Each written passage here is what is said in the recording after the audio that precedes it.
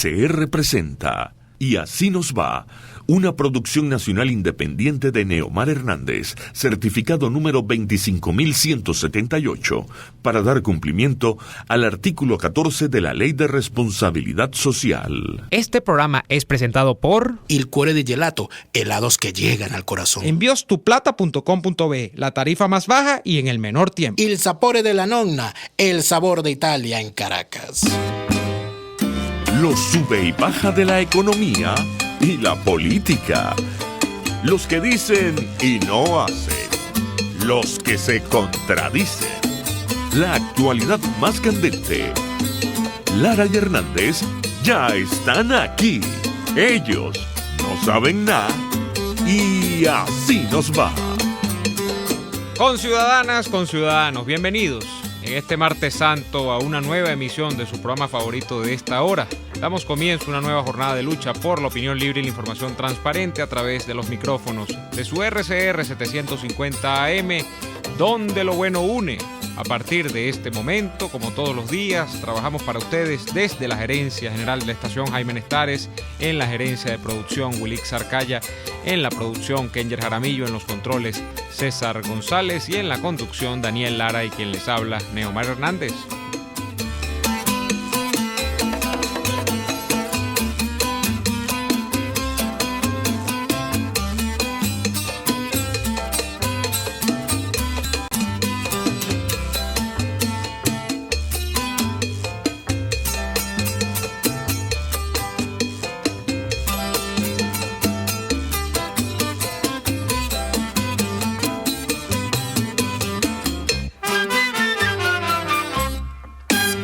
De igual modo saludamos a quienes nos sintonizan a través de rcr.tv porque estamos en la radio que se ve, también a través de Periscope en @rcr750, a través de la señal de nuestros amigos de BPI y en diferido en lacavilla.com. Daniel, buenas tardes.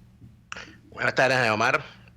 Saludos para ti y para todos los que a esta hora se conectan con nosotros a través de la poderosa señal de RCR, a través de las distintas vías, bien sea en señal abierta en el país, bien sea a través de los mecanismos distintos que ya has mencionado. Hoy, Neomar, siento que hay me siento víctima de la propaganda el día de hoy. Porque cuando yo veo a tanta gente intentando convencer a los demás y a veces intentando convencerse a sí mismo de algo, siento que todos están fingiendo o mintiendo. Y esto lo digo a propósito de la entrada de la ayuda humanitaria entregada a la Cruz Roja. Lo primero que tengo que decir, Neomar, y por supuesto que tu opinión también para mí es muy importante sobre esto, pero lo primero que yo tengo que decir es que yo no entiendo qué están celebrando algunos. O sea, yo no entiendo qué se celebra en un momento en el que se ha tenido, o sea, un mendigo no puede celebrar cuando recibe limosna. Tan sencillo como eso, desde mi punto de vista. O sea, nosotros no tenemos que celebrar que está entrando la ayuda humanitaria. Y ojo, lo estoy diciendo por todos aquellos que se presentan como ganadores. No hay ganadores. Nadie ha ganado con el ingreso de la ayuda humanitaria. Ni siquiera las personas que ojalá sean todos los que la necesitan. Todos los que necesitan ayuda humanitaria, ni siquiera esas personas que necesitan tanto la ayuda humanitaria y que la van a recibir y ojalá todos la reciban, ni siquiera ellos son ganadores. Porque yo estoy seguro que nadie con una gran necesidad de obtener medicamentos, por mucho que los necesite, si lo ponen, si lo piensa en frío, de verdad quisiera no tener que estar en una situación donde prácticamente, si no es por la caridad, no se salva. Me parece que eso, de alguna manera, y te lo digo que me ha resultado particularmente chocante el asunto. Porque entonces ahorita la discusión es, no, que fue un logro de la revolución bolivariana. Eso es lo que está diciendo la propaganda chavista, ¿no? Un logro de la revolución bolivariana que no se le dejó en manos de el imperio y tal, y del golpismo, de una cosa tan importante como ayudar a la gente. Y ellos presentan eso como un logro. Ayudar a la gente a la cual ellos han convertido en víctimas. ¿Ok? Nunca se nos olvide. O sea, el secuestrador habla de que es un logro, ¿verdad? Que le hayan dado medicinas para que el rehén no se le muera y seguir haciendo lo que está haciendo. Es decir, negociar con ese rehén que tiene, que es la nación. Y por el otro lado, no puede hablarse de un logro, de un triunfo. Bueno, porque entonces aquí es una guerra de propaganda. No, no se dejen engañar. El triunfo fue de Juan Guaidó porque él fue el que puso. Aquí no hay ningún triunfo cuando nosotros estamos rogando, y hemos estado rogando desde hace más de 2, 3 años por ayuda humanitaria para gente que uno sabe en la situación en la que está. Aquí no hay un logro, no hay un triunfo para nadie. Nosotros no podemos pretender que es un logro o un triunfo. Esto me recuerda mucho a las celebraciones que hubo en Argentina, porque lamentablemente los latinoamericanos tenemos un sino trágico. En Argentina en el 2001, Neomar, cuando se estalló aquel desastre, bueno, uno de los tantos desastres que ha estallado en Argentina en su historia, por el tema de la deuda, y que se quedaron, bueno, tirados en el piso y se desataron los saqueos, los piqueteros y toda aquella cosa. Yo recuerdo, nunca se me va a olvidar la imagen de la gente celebrando y de los políticos celebrando cuando uno de los como 5 presidentes interinos que tuvo Argentina en aquel momento declaró a Argentina en default. Digo, mire, no vamos a pagar, estamos en default. Y entonces la gente celebró. Bien, por final, ay, hemos caído en default. Yo digo, pero ¿y aquí qué se celebra? ¿Qué se celebra? Que somos unos parias internacionales, que entramos en la lista de países que sin ayuda que le hagan llegar organismos internacionales su gente y su población no vive, que nos hemos convertido oficialmente en un rehén que está obligado a pedirle limosna, y que esa limosna llegue a través de organismos como la Cruz Roja, con todo lo que pueda tener la Cruz Roja, o que llegue a través de, qué sé yo, de cualquier organización. De que, como decía Arturo Larpiet en un momento, se reparta sopa en las esquinas de Venezuela porque la gente no tiene ni siquiera con qué comer. Eso es lo que estamos celebrando. Y de verdad es relevante ahorita la discusión de quién ganó. No, esto es un triunfo. No podemos negar que esto es un triunfo. ¿Cuál triunfo? ¿Cuál triunfo? ¿Cuál es el triunfo? Yo quiero yo no sé si yo estoy viendo la cosa magnificada, Neomar, y te pido disculpas, porque sé que una cosa es lo que uno ve desde afuera y otra cosa es lo que ustedes allá dentro de Venezuela vean. Pero yo me siento muy mal con esto, de verdad te lo digo. Yo estoy viendo imágenes de Mike Tilla, García Carneiro, y creo que está ahí el ministro de Salud de Maduro. Y están asumiendo, pues ahí dicen el insert del noticiero de BTV, que la ayuda humanitaria va a ser entregada al sistema de salud público venezolano, etcétera, etcétera, etcétera.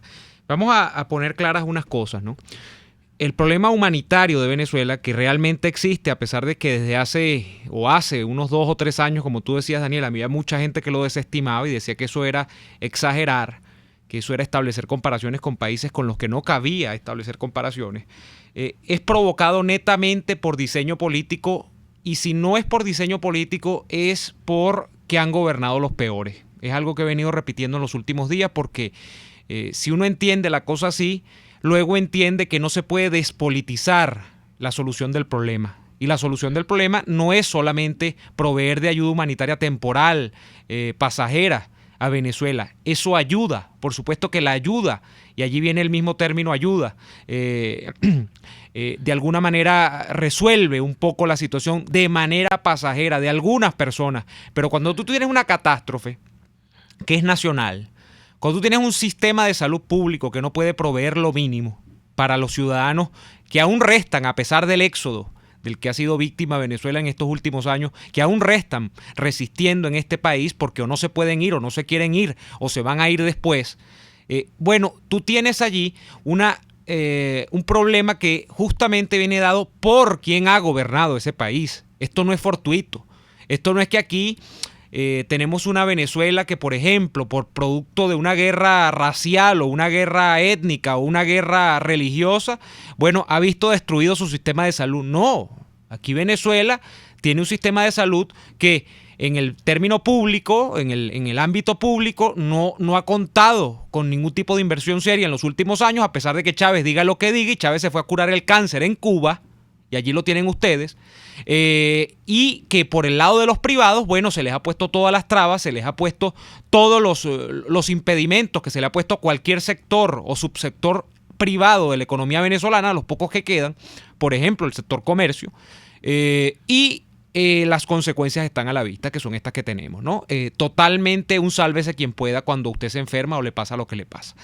Entonces, si uno entiende la cosa así, uno no puede suscribir el planteamiento que, por muy apegado que esté a los manuales internacionales y los manuales de las ONG y todo, de la despolitización, de la neutralidad, etcétera, etcétera, etcétera, cuando se provee esta ayuda, como norma valedera, porque no hay allí nada de eso. Entonces, cuando tenemos este diagnóstico claro, tenemos que pasar a lo que ha ocurrido después. Y lo que ocurrió después básicamente tiene un parteaguas en la fecha del 23 de febrero. El 23 de febrero se intentó que esta ayuda llegara a suelo venezolano. Como ustedes saben, venían los camiones de Colombia, venían los camiones de Brasil. ¿Qué ocurre? Que la ayuda es frustrada, la ayuda no ingresa a Venezuela. De hecho, algunos camiones, en unas circunstancias que, a justicia es decirlo, al día de hoy todavía no han sido esclarecidas suficientemente. Si quién empezó primero, aunque uno siempre tiene que sospechar del peor, y del peor en este caso, del malo de la película, es los que estaban del lado venezolano, entre colectivos y fuerzas militares, bueno, se quemaron esos camiones. Esa ayuda, el proceso que implicaba esa ayuda, no se circunscribía solamente al tema de la ayuda humanitaria, es decir, a que una persona que tenga la necesidad de un tratamiento oncológico lo tenga. Que no sabemos si todos los venezolanos que lo necesitan lo van a poder tener en estos momentos. Probablemente no, porque eso es otra cosa que tiene que tener muy clara la gente. La ayuda que viene es muy limitada, porque no puede subsanarse una gran tragedia con 4 o 5 camiones de ayuda, amén de que uno la agradezca y todo lo demás. Bueno, eso tenía una intención política también. Y era una intención política que básicamente era el eje o el pilote central de la política que desde afuera hacia adentro se pretendía acometer con el caso Venezuela. Era poner, sin una situación armada de por medio, al régimen venezolano en 3 y 2, diciéndoles, mire, si ustedes rechazan esta ayuda, se produce un cisma, se produce un quiebre en la Fuerza Armada porque es una cosa inhumana, y si la ayuda ingresa y ustedes torpedean eso, bueno, dan razones para elevar el nivel del conflicto desde afuera hacia adentro. No se produjo nada. De manera que políticamente no tuvo ningún rédito la ayuda humanitaria, en el sentido que yo creo que se perseguía. Esto hay que decirlo. Pero es que no podía tenerlo. No, no podía tenerlo. Bueno, Daniel. De suyo no podía tenerlo. Pero Daniel, pero es que esto hay que decirlo. La maniobra de la ayuda humanitaria, nadie la puede ver como una cosa que estrictamente es para que todo el mundo tenga el acceso a los medicamentos, porque no, es imposible que eso se dé. Y lo lamento si estoy cayendo en demasiada sinceridad a esta hora de la tarde y en estos momentos de la Semana Santa, pero es así. Entonces, cuando este planteamiento fracasa, entonces lo que queda es un resabio de aquello. Y el resabio que queda es, bueno, la vamos a dejar pasar, pero controlada por el chavismo. Bueno, imagínese usted el peor de los mundos. Porque, número uno, no vas a poder subsanar todos los problemas de la gente por el problema numérico, por el problema de la gravedad del asunto. Y número 2, has perdido el manejo político de la situación, y entonces estás sujeto ahora al riesgo de que esta gente controle este tema de la ayuda como mejor le venga en gana. Ha declarado Miguel Pizarro que Maduro, por ejemplo, no obstaculizó en ningún punto la ayuda humanitaria. Bueno, por algo será. Yo me alegro por la gente que va a recibir algo de esa ayuda humanitaria. Y esa valoración a qué viene. O sea, ahí volvemos a lo mismo, al tema de la propaganda. Y de las ganas de sacar provecho político de una situación de la cual no hay ningún provecho político por más que se intente. O sea, aquí decir que tú vas a tener más o menos votos, vas a ser mejor o peor valorado políticamente, porque hayas llevado por acción u omisión al país a una situación en la cual a la gente hay que darle comida en la calle porque no tienen que comer, porque hay gente muriéndose de hambre, cosa que parece que a algunos medios no les gusta que se vea, porque aquí tú sabes que ha habido, y tú lo sabes muy bien, Neomar, porque lo hemos hablado todo este tiempo, aquí ha habido permanentemente una opinión normalizadora, una opinión relativizadora, donde dicen, no, que decía, no, aquí no hay hambruna, no, o sea, como si aquí hay gente que necesita ver campos de exterminio y todos los cadáveres apilados para poder decir, no, mira, sí, no, de verdad sí se necesita la ayuda humanitaria. Con eso hemos lidiado todos estos años, y nosotros estamos claros en eso. Con eso lo hemos visto permanentemente. Pero ¿cómo le sacas tú provecho político a algo como esto? Aquí en realidad, yo le digo a la clase política dirigida por Juan Guaidó, a toda esa clase política, desde el extremo de Henry Falcón, Henry Ramos, a Luis Rosales, hasta el extremo de Juan Carlos Sosa Purua, María Corina Machado, Ledesma, etcétera. Porque toda esa clase política es dirigida por Juan Guaidó. Ellos no han dicho lo contrario. Yo les recomiendo a esa clase política que si de verdad quieren sacarle provecho político a algo grande, de verdad, masivo, fundamental, lo que tienen que hacer es sacar a Maduro del poder. Eso sí, nadie se los va a discutir. Cuando ustedes logren eso, ahí sí ustedes van a poder hacer campaña con ese hecho. Van a poder decir, bueno, mira, yo fui uno de los que le cerruché la pata a la silla. No, yo fui uno de los que quitó la silla. Yo fui uno de los que lo empujó y ahí cada quien valorará. Pero caramba, salir a hablar de éxitos y de logros porque los venezolanos necesitan que el mundo entero se volque a ver cómo le hacemos llegar la medicina a los enfermos de los hospitales. Mira, de verdad a mí me parece infame. Y poner esa discusión del régimen retrocedió. No pudo hacer otra cosa que dejarlos pasar. Los tenemos acorralados. Esto es un gran logro. De verdad, yo les digo sinceramente, yo le respeto a cada quien su trabajo, sobre todo a las personas que están en los medios. De verdad se los respeto su visión. Pero yo no voy a caer en eso. Para empezar, porque no me nace, número uno. Segundo, porque no lo veo. Y tercero, porque siento que es una inmensa manipulación andar hablando y una ruindad, que cuando de lo que estamos hablando es de que esa ayuda es para gente que se está muriendo y que depende de eso. Hablar del triunfo político, hablar de paciencia, de que todo bien por parte de un comunicador, de verdad me parece que es hacerle un flaco favor a la búsqueda de la verdad que cada oyente, que cada persona que como consumidor de noticias debe hacerse. Que cada quien que evalúe, pero sí, de verdad, o sea, hay cosas que no se pueden callar, Neymar. Bueno, yo creo que este tema da para mucho más, pero tenemos que hacer el corte comercial y a la vuelta seguimos con más de Y Así Nos Va. Ya venimos. Usted escucha Y Así Nos Va con Daniel Lara y Neomar Hernández, solo por RCR 750 AM.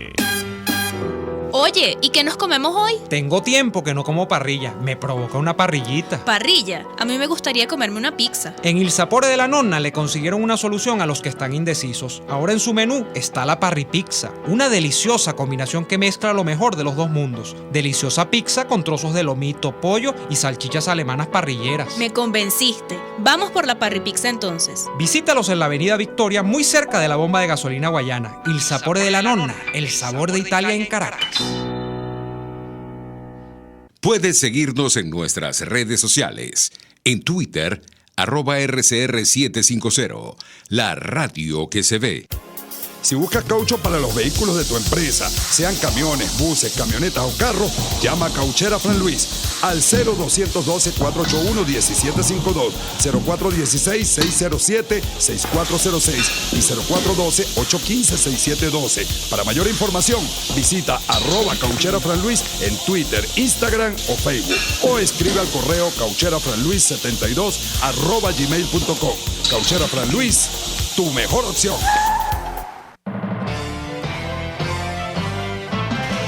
A las 6 de la tarde, la entrevista. Siempre damos la cara. Exponemos nuestra opinión, duélale a quien le duela. Y difundimos la voz del pueblo porque es la voz de Dios. A las 6 de la tarde, la entrevista. Soy Miguel Ángel Rodríguez y estoy contigo por RCR. Porque lo bueno une. Queridos amigos, venimos con todo y por todos los medios y muy importante, trabajando para formar la nueva opinión pública en Venezuela. Por todos los medios, Conmingo, un lugar de encuentro para el talento venezolano, dentro y fuera de nuestro país. Nuevas voces, nuevas ideas, nuevas opiniones. Por la radio, por internet, por las redes, por todos los medios. Conmingo, de lunes a viernes a las 8 de la mañana, por RCR 750 AM, Periscope y rcr.tv, la radio que se ve. Les estamos presentando Y Así Nos Va, cuando se tiene algo que contar, con Lara y Hernández, solo por RCR 750 AM. De vuelta en Así Nos Va, y este punto quiero yo redondearlo, Daniel, con eso que tú establecías en el corte anterior, a propósito de por qué no se puede asumir esto como una victoria. Bueno, simplemente por el hecho de que aunque la comunidad internacional te reconozca el problema, aunque la comunidad internacional te ayude y te ayude a sobrellevar la situación, la ayuda humanitaria per se no indica que la comunidad internacional vaya a hacer algo para que Maduro se vaya del poder. Es decir, la ayuda humanitaria no mueve a Maduro de Miraflores. Tampoco estoy diciendo que lo haga permanecer, pero es una posición, digamos, este escenario distinto al del 23 de febrero, por eso es que yo hacía énfasis en la fecha precedente, en el que el tema de la ayuda humanitaria desde afuera, digamos que no es soslayado el aspecto político que ha llevado a que esto sea así. No sé si me explico. O sea, te ayudamos, pero no cuestionamos a Maduro. De hecho, nos entendemos con Maduro porque no tenemos de otra. Y bueno, sigan ustedes allá y vean cómo se arreglan. En cambio, en el escenario del 23 de febrero, y era lo que más o menos trataba de explicar, de alguna manera se hermanaban las circunstancias. La circunstancia política que había llevado a que esto fuese así, y se proponía una solución, por supuesto, con el ingreso de los camiones de ayuda humanitaria y el compromiso de que eso se hiciese frecuente, de que eso se hiciese una política de ayuda vista la salida de Nicolás Maduro en el futuro perentorio del país. Eso no fue así. Entonces ahora tienes el peor de los mundos, por eso lo decía, una ayuda humanitaria negociada con Maduro, que no sé por dónde se le pueda ver que sea un triunfo para Juan Guaidó, tampoco para Maduro, porque estás diciendo que el país es un hervidero en el que no hay nada, no hay lo mínimo, pero en el que, por supuesto, la Cruz Roja no es la OTAN, la Cruz Roja no es el Ejército o las Fuerzas Armadas de Colombia, ni tampoco es el Comando Sur de los Estados Unidos, de manera que la entrada a Venezuela no indica nada de mover ni una paja con respecto a el sistema político que usurpa el poder en estos momentos, que es el sistema político chavista madurista. Entonces, más o menos en ese sentido yo creo que tenemos que ver las cosas, ¿no? Sin duda. Queremos indicarle a la audiencia tiene a bien estar sintonizados en este momento en RCR 750 a través de las distintas plataformas, que estamos haciendo los denodados esfuerzos para comunicarnos, porque aquí de noticias trágicas hay una detrás de la otra, con el señor Ángel Aguirre. Ángel Aguirre es el papá de la muchacha Ángela Aguirre, asesinada en un espantoso suceso en el estado de Bolívar, y de cuyos ribetes, ese caso, lo que más resalta en este momento, aparte de del infame asesinato de Ángela Aguirre, es cómo se ha llevado el manejo de dicho caso por los órganos de investigación y por la justicia, si es que eso se puede llamar justicia. Pero por una de estas desgracias, la desgracia nacional continua, que no hace taima, que no da tregua, por supuesto hay un problema con un apagón en la zona donde se encuentra la familia de Ángela Aguirre, y se nos está haciendo sumamente complicado comunicarnos con ellos. Sin embargo, en lo que tengamos comunicación, conversaremos con el señor Ángel Aguirre sobre el clamor de justicia sobre el caso de Ángela Aguirre. Sobre lo que hemos comentado hasta ahora, Neomar, creo que es interesante leer los comentarios que puede tener la gente al respecto, sí, a través de nuestras redes sociales. Dice Elizabeth Becerra, a través de nuestro chat en YouTube, RCR 750 en YouTube. Viéndolo desde el punto de vista de estrategia, tanto la MUD como el régimen han ganado, porque ellos siguen allí y nosotros seguimos pasando roncha. Este es un interesante punto. Si se ve con cinismo, podríamos llegar a esa conclusión. Dice Ninosca Perdomo, dice que esto es para que vean cómo cohabitan, comulgan y forman parte del mismo equipo, son narcotiranos todos. Aquí dice un oyente que se identifica con el nombre de Plinio Cabrera, el siguiente mensaje, que lo voy a leer tal cual como el señor lo manda, porque de verdad me parece que es importante este tipo de comentarios. Que la guerra psicológica responde a la manipulación chavista y que la ayuda humanitaria entra y que dejemos el llantén. Pero mire, que el llantén sobra, dice el señor. Yo le tengo que decir al señor Plinio Cabrera que son continuos y frecuentes sus comentarios de queja con respecto a lo que se dice en este programa. Yo siento que el señor Plinio Cabrera necesita ayuda humanitaria urgente también. Porque a mí no me parece lógico que una persona escuche el programa para molestarse tanto. Pero además de eso, debo decirle que eso de colocar cualquier debate como un chillido de alguien que está ardido, mire, Daniel, me parece que está completamente ya en fuera la de línea. lugar. Omar, ¿qué tienes? Sí, tenemos ya en la línea, afortunadamente, con nosotros al señor Ángel Aguirre, padre de Ángela Aguirre. Ángel, buenas tardes, ¿cómo le va? Aló, buenas tardes. Un gusto comunicarnos con usted. Buenas tardes. Buenas tardes.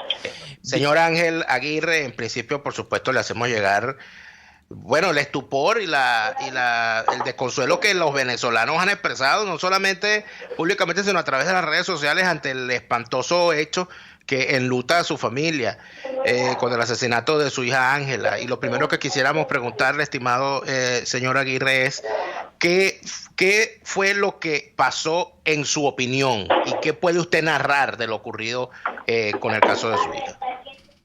Bueno, como el desarrollo de los casos todavía está muy incipiente y verdaderamente no puedo dar una conclusión de mi parte, bueno, y eso justamente notificado por el mismo tribunal.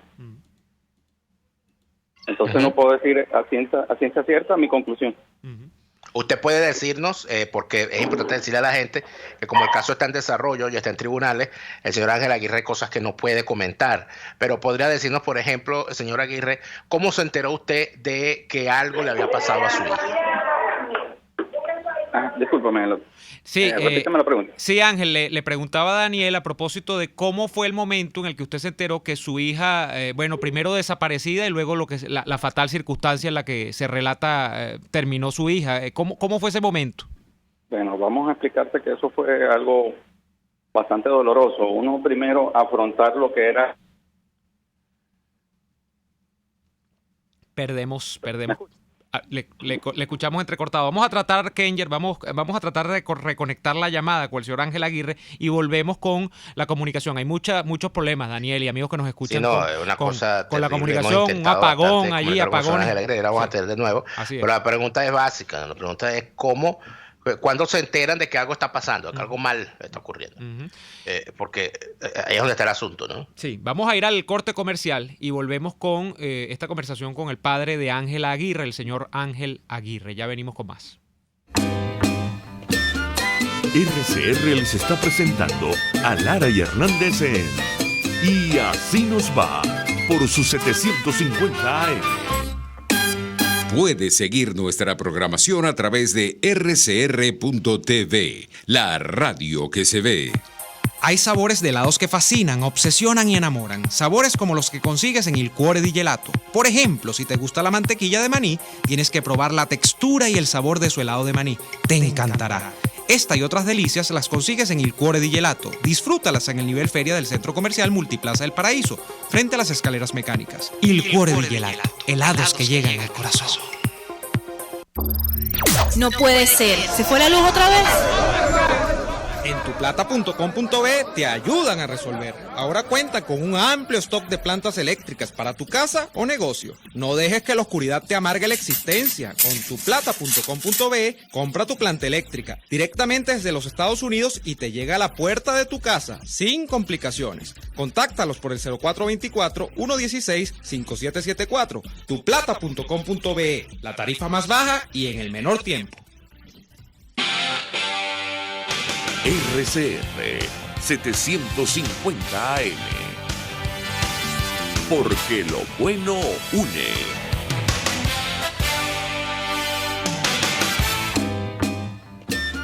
Estamos escuchando Y Así Nos Va con Lara y Hernández por RCR 750 AM. Estamos de vuelta y retomamos comunicación con el señor Ángel Aguirre, padre de Ángel Aguirre. Sí, señor Ángel Aguirre, la pregunta para aprovechar la buena comunicación es, ¿en qué momento siente usted que algo malo está pasando con su hija?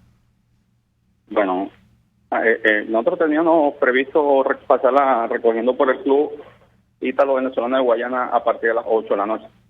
En vista de que empezamos a llamar en repetidas ocasiones a la niña y no contestaba, ya tenía una preocupación.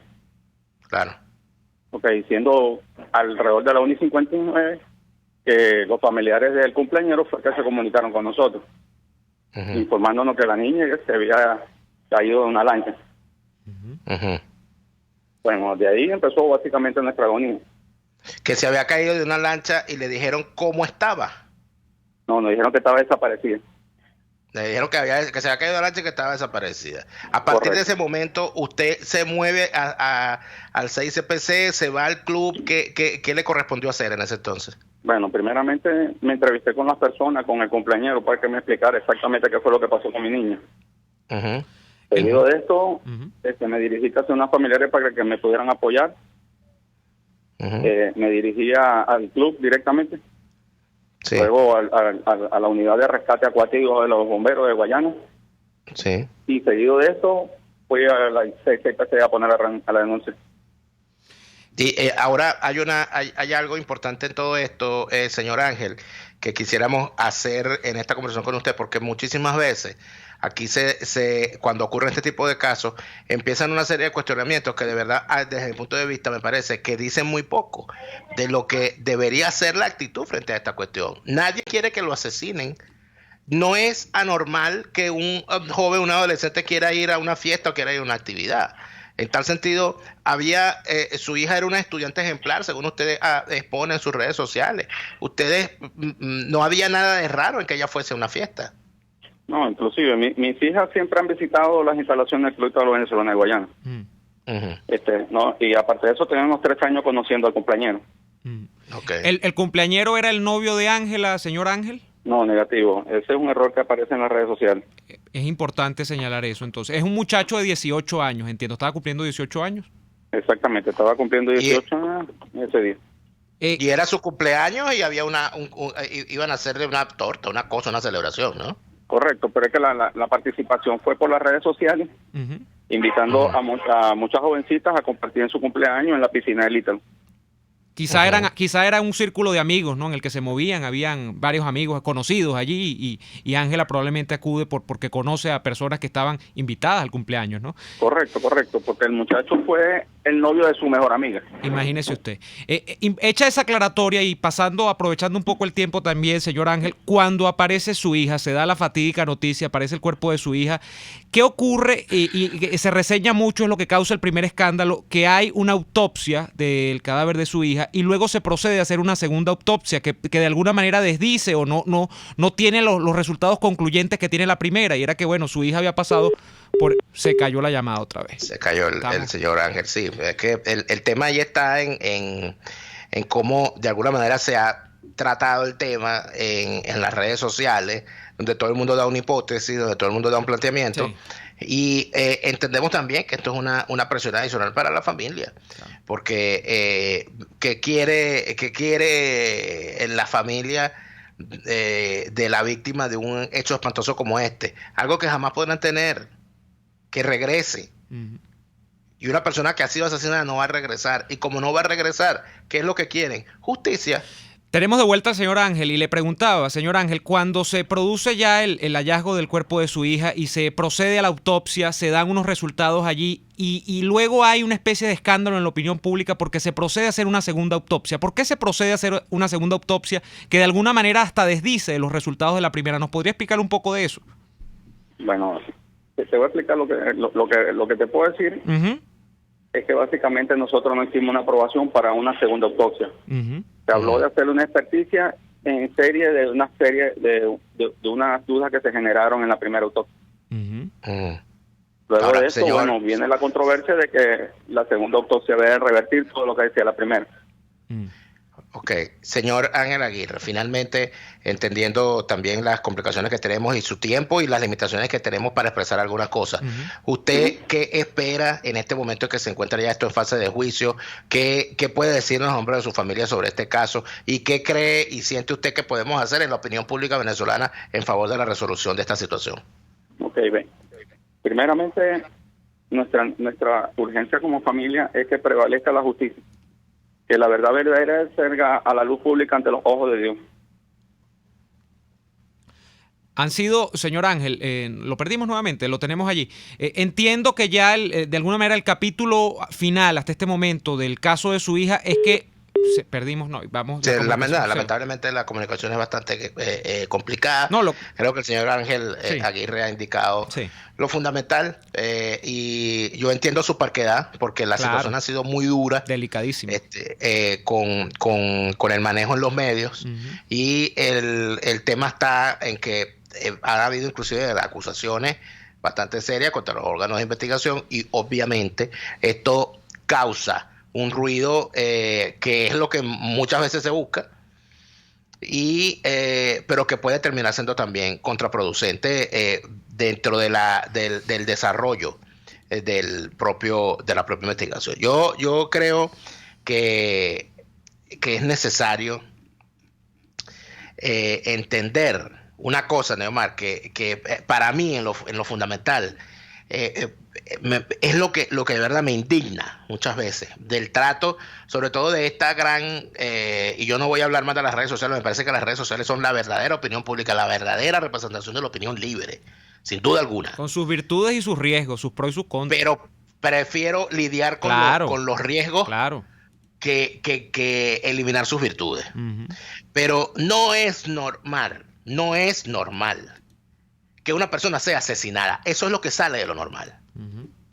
No es normal que una joven, que una mujer sea sexualmente agredida. Eso no es normal. Cuando una mujer es víctima de una agresión sexual, no fue ni porque iba con una falda, ni porque iba de noche, ni porque caminó por donde no debía, sino porque hubo un criminal que la violó. Porque tiene que haber un cuestionamiento de ese modo.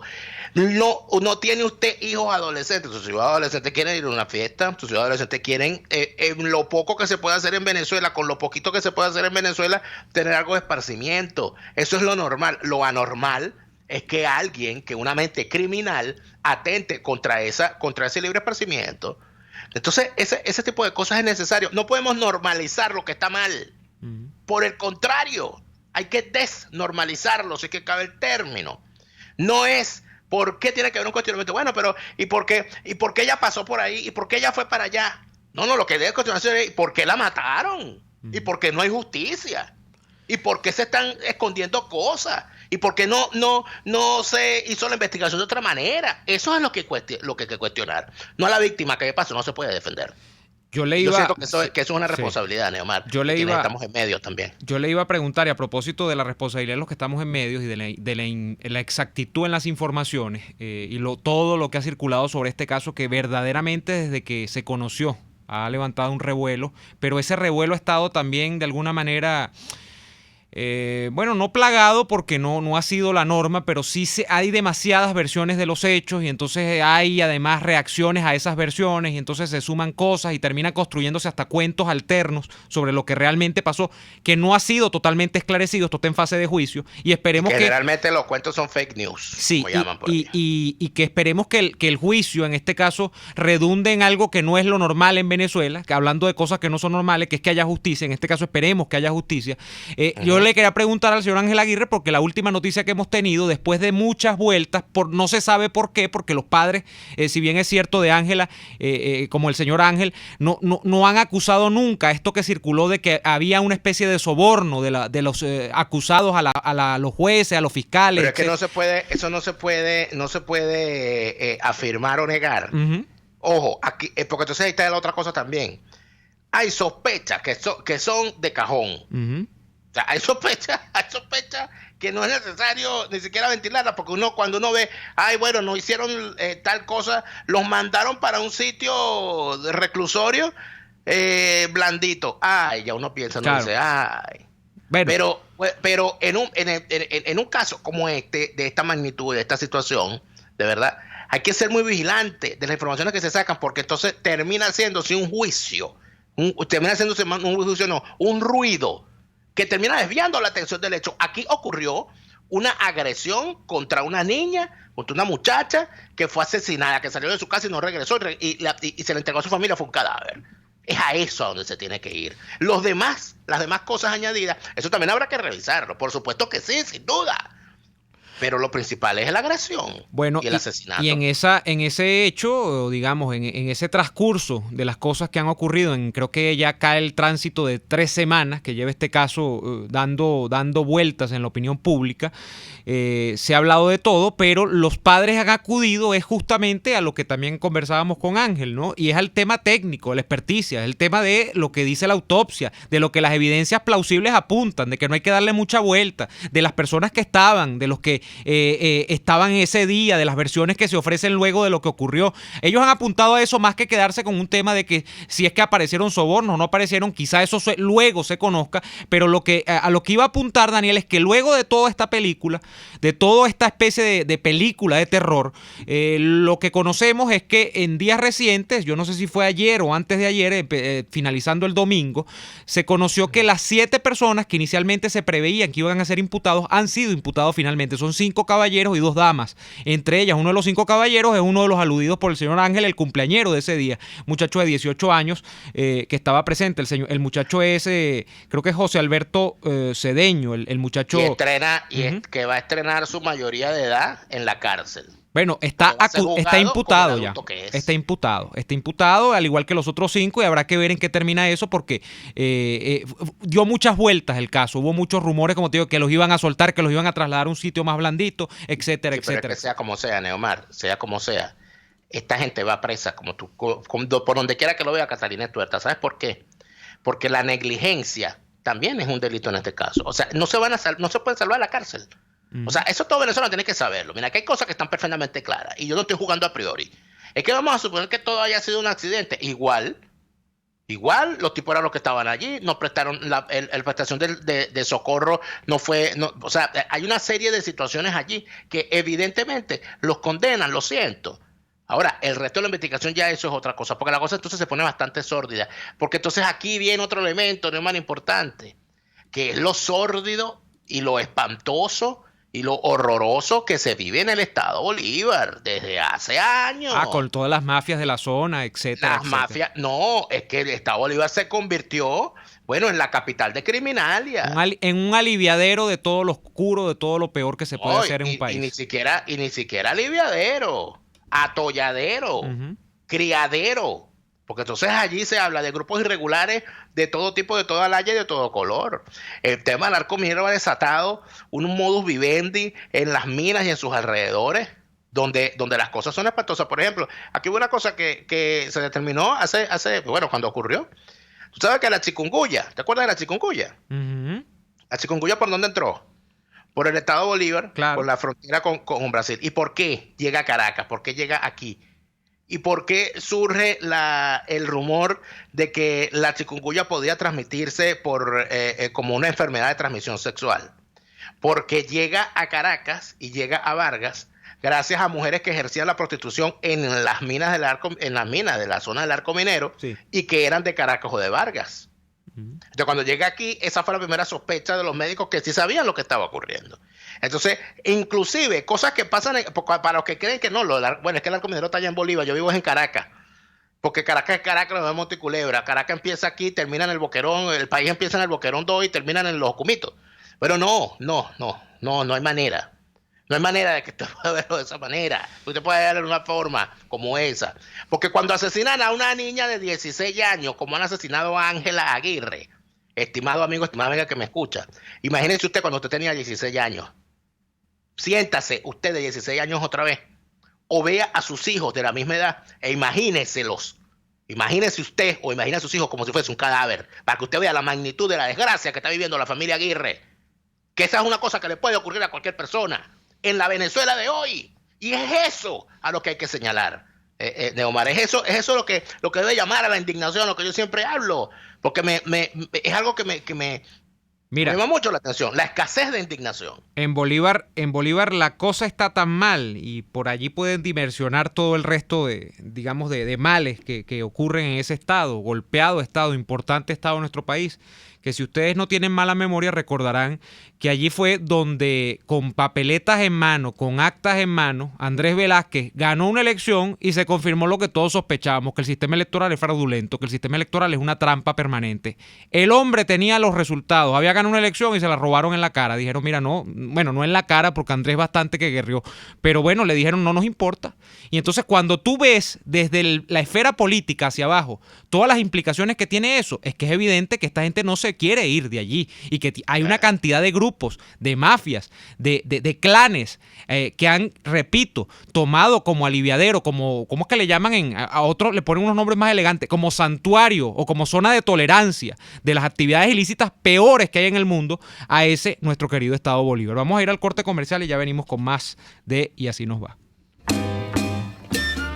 Escuchamos Y Así Nos Va con Lara y Hernández, porque la realidad no se tapa con un dedo, solo por RCR 750 AM. Hay sabores de helados que fascinan, obsesionan y enamoran. Sabores como los que consigues en Il Cuore di Gelato. Si de fruta se trata, no te pierdas el de fresa, el de mora o el de pay de parchita, con ese toquecito de acidez que nos encanta. Esta y otras delicias las consigues en Il Cuore di Gelato.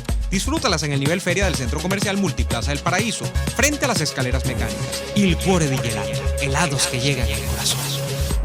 ¿Corres de un lado a otro buscando aceite para el motor de tu carro? ¡Para de sufrir! Ahora tuplata.com.be te trae la más amplia gama de lubricantes para vehículos, directamente desde los Estados Unidos hasta la puerta de tu casa. Sintético, semisintético o mineral. En tuplata.com.be te ofrecen distintas marcas de aceite importado al mayor y al detal. Solicita tu presupuesto a través de info@tuplata.com.be o por el 0212-720-7343. Ponte a rodar y no pierdas más tiempo. Envíos tuplata.com.be, la tarifa más baja y en el menor tiempo. ¿Te imaginas que alguien una las dos cosas que más te gustan solo para complacerte? Eso es lo que Il Sapore della Nonna hizo con la Ran Ran Burger, una pizza rellena con 500 gramos de carne, rodajas de tomate, queso, jamón y tocineta, la unión perfecta de una pizza y una hamburguesa. Con la Ran Ran Burger, Il Sapore della Nonna te da lo mejor de dos mundos, sin perder ese sabor característico de cada uno.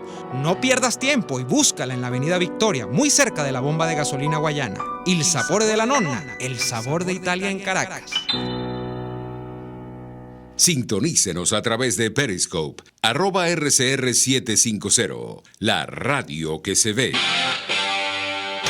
RCR 750 AM. Porque lo bueno une.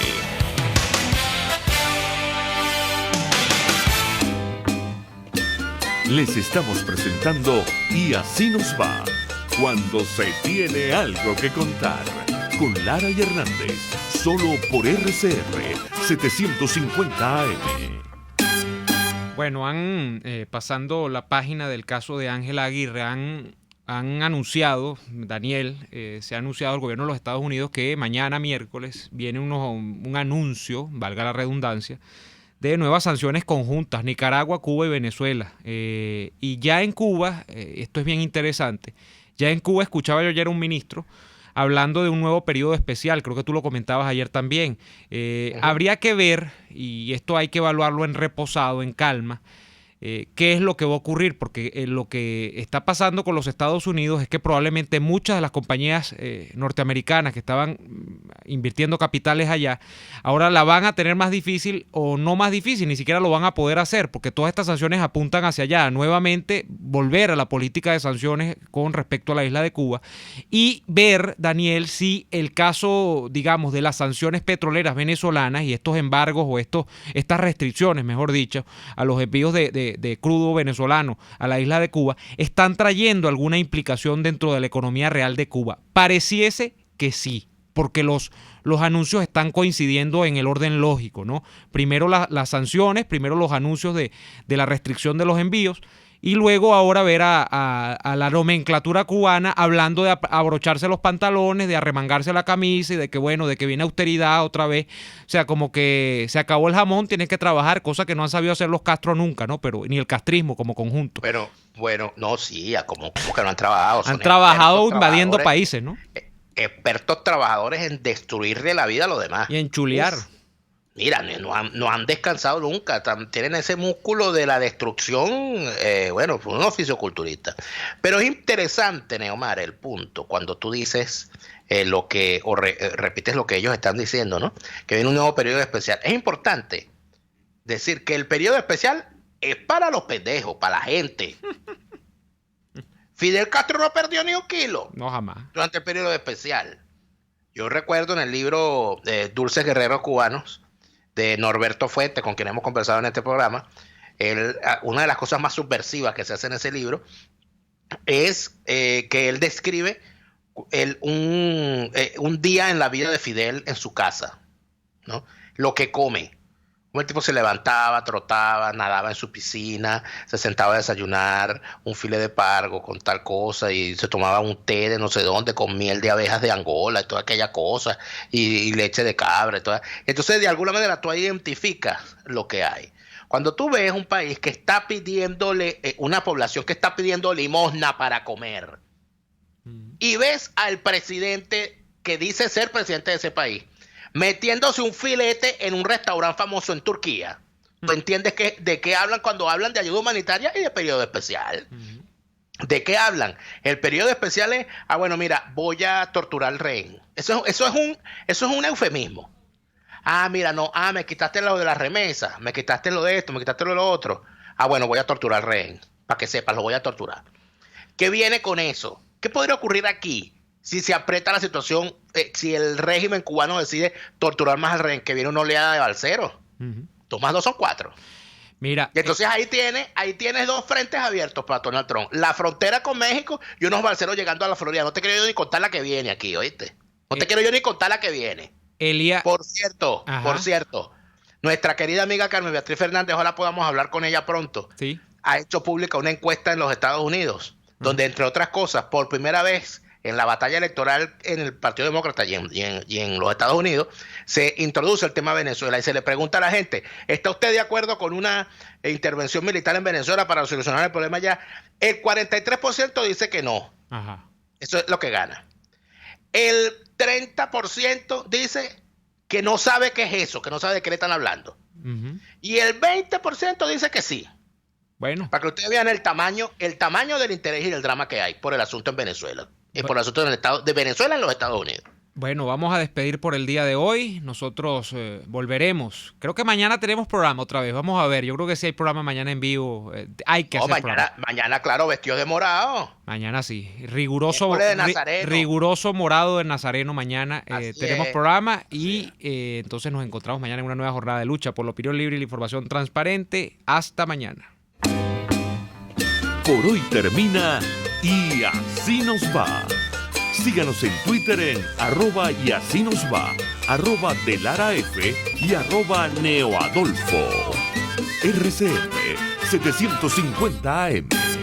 RCR presentó Y Así Nos Va